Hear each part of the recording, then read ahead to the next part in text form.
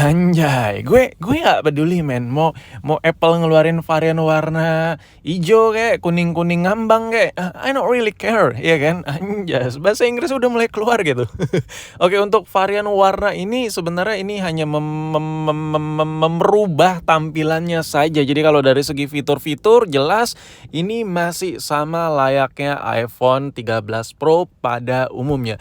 Dan ini dia yang menurut gue lebih worth it daripada lu beli iPhone 13 Pro. Kenapa iPhone 11 bang? Kenapa? Why gitu? Why choosing the model yang lebih tua gitu ketimbang apalagi Apple udah ngeluarin varian warna terbaru hijau. Sebenarnya kalau Apple ngeluarin warna kuning-kuning ngambang kayak tai sih gue beli sih. Nah, alasannya itu sebenarnya cukup simpel ya kan, karena gue kere ya kan. Nah, buat kita nih ya yang duitnya tipis ya kan, maklum lah gue cuman seorang anak muda yang mungkin penghasilannya 500-an juta per minggu, masih dikit, masih belum bisa hedon beli mobil-mobil 2 pintu gitu. Nah, jadi kalau untuk varian warna iPhone 11 dan iPhone 13 Pro, gue ngomongin segi fisik dulu ya. Kita ngejudge dari segi fisik ya.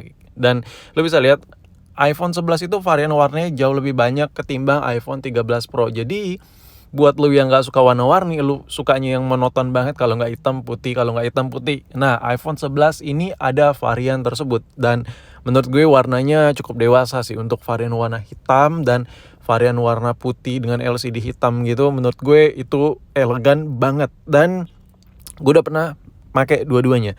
Nah, sekarang untuk masalah dimensi, kita masih fisik nih ya, kita ngegibahin fisik aja dulu. Ini untuk ukuran layar sama-sama 6,1, yang satu juga yang varian terbaru iPhone 13 Pro 6,1. Jadi dari segi dimensi lu bakal ngerasain feel yang ngegenggamnya ya, lebar-lebar layarnya itu udah berasa kayak iPhone 13 Pro juga, dan harganya ini berkali-kali lipat ketimbang iPhone 11 biasa. Nah, kalau ngomongin dari segi dimensi, mulai dari warna variannya banyak, bervariatif, jadi bisa ke segala segmen dan kepribadian lah. Terus ngomongin soal kamera nih, ini nih penting banget. Kamera memang gak ada optical zoom yang ngezoom banget, tapi dia ada lensa lebar ya, jadi bisa samain kayak fitur iPhone kekinian. And the next ya kan, untuk chipsetnya yang satu A13, yang satu A15. Sekedar informasi aja, gue pakai iPhone 11 itu untuk dalam jangka waktu yang cukup lama, dan gue ngerasa ini kok nyaman, kok enak, padahal gue sebagai user iPhone 13 Pro juga ya. Jadi menurut gue ya gitulah, gue lebih ya sama lah. Untuk urusan baterai dan lain-lain itu ada perbedaan, tapi ini harga berbicara men, jauh lebih murah gitu. Untuk varian gigabyte juga, yang varian Pro jelas lebih bervariatif dan lebih banyak dan lebih besar untuk memori size-nya. Tapi itu sebenarnya bukan hal kekurangan, itu bukan sesuatu hal yang harus dikurang-kurangkan. Wah, ini iPhone 11 ya cuma ada segini varian gigabyte, enggak. Karena segmentasinya iPhone 11 itu memang diciptakan untuk yang kelas lebih bawah dibandingkan iPhone 13 Pro yang dibuat khusus ya buat orang mobility tinggi menggunakan handphone. Makanya mereka tuh ngebeli handphone sampai seharga motor, dan ada varian gigabyte tertinggi dan kerjanya pakai handphone keras. Tapi buat lu yang cuma sosial media, balas chat mantan atau nge-stalkingin orang sana sini, lu terlalu over banget pakai iPhone 13 Pro. Jadi menurut gue iPhone 11 saja sudah enough. That's enough. Dan yang paling gue suka adalah iPhone 13 Pro ya kan, lu bisa lihat itu ada teknologi OLED-OLEDan ya kan. OLED display itu kurang nyaman menurut gue dalam hal kebatinan, batin men. Batin, lu pasti nggak ngerti gitu. Oke, kalau gue pakai iPhone 11 itu, gue ngerasa handphone ini benar-benar literally kayak handphone flagship. Dan ngomongin soal kameranya ini the best. Ada lensa lebarnya. Bullshit, buat apa kamera zoom-zooman? Karena lo mau ngezoom apa sih? Lo mau ngezoom lalat ya? Lo mau ngezoom apa?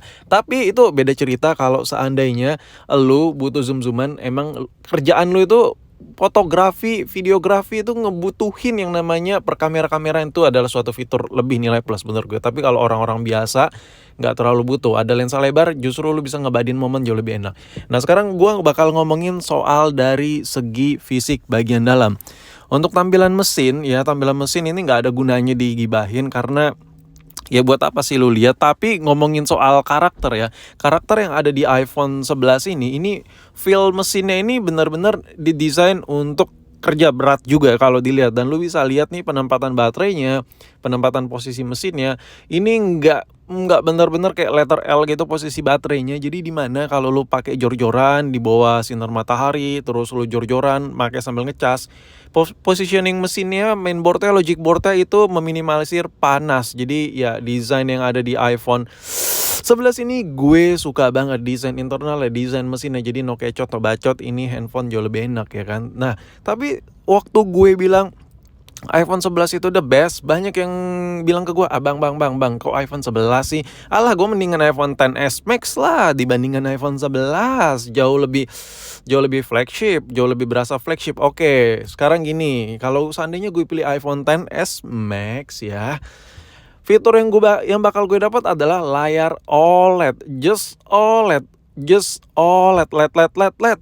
Pertama, itu doang yang gue dapat nilai fitur kelebihannya. Yang terakhir tak ada. Minus yang gue rasain di iPhone XS ini jauh kalau lu pemakaian bener-bener outdoor banget, yang di ruangan yang panas, atau lu sering pakai sambil ngecas, kerja berat banget lah ya. Itu iPhone ini jauh kalah. Pertama chipsetnya, kedua dari positioning logiknya juga beda. Ini wah jauh sih, iPhone 11 itu jauh lebih ngeredam hawa panas yang ada di internal bagian dalam mesinnya. Dan yang terakhir yang gue kesel, kenapa harus iPhone 11, kenapa nggak XS Max? XS Max itu dia ada 2 lensa tapi nggak bisa lensa lebar. Gue ibaratnya mensimulasikan gue hanya seseorang biasa yang nggak butuh kamera, yang nggak butuh apa. Kalau ada lensa lebar enak ya, kalau lu lagi jalan-jalan sama keluarga lu bisa ala-ala videoin atau foto dengan lensa yang lebar banget. Misal lu lagi di pantai, lagi di mana, otomatis sudut pandang si kamera itu jauh lebih enak dan jauh lebih bisa mengabadikan momen. Nah itu nilai plus banget cuy. Sampai keselak gue. Dan ngomongin soal layar LED-LEDan ini, kalau lo beli iPhone XS Max itu rata-rata hampir ya, rata-rata kebanyakan udah non-original. Jadi lo mirinya harus ribet, ya harus nyarinya ribet. Kecuali lo beli yang XI box, kecuali lo langsung pilih ke teman lo yang beli dari baru yang memang gak pernah diotak-atik. Ya agak ribet sih.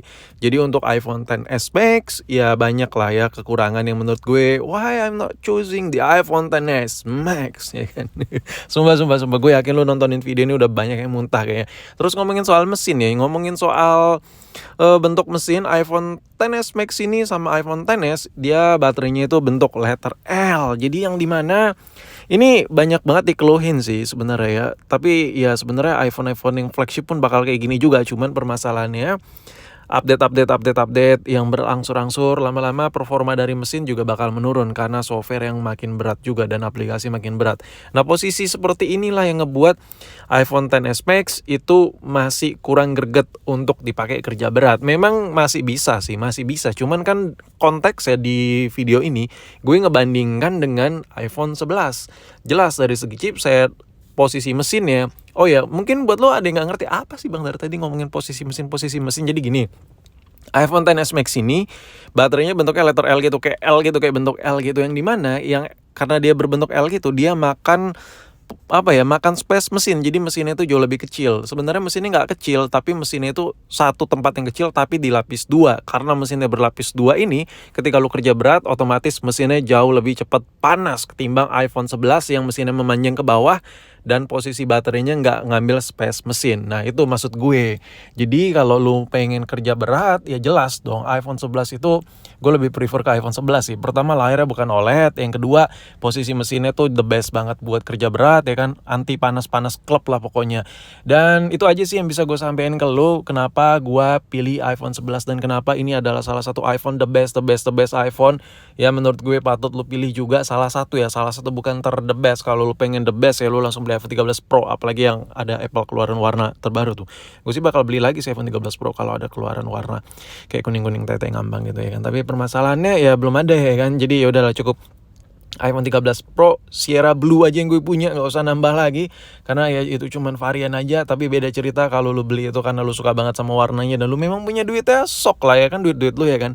Tapi di video kali ini gue pengen ngajak lu untuk mendiskusikan ternyata iPhone yang lagi kita bicarain ini masih powerful ya kan.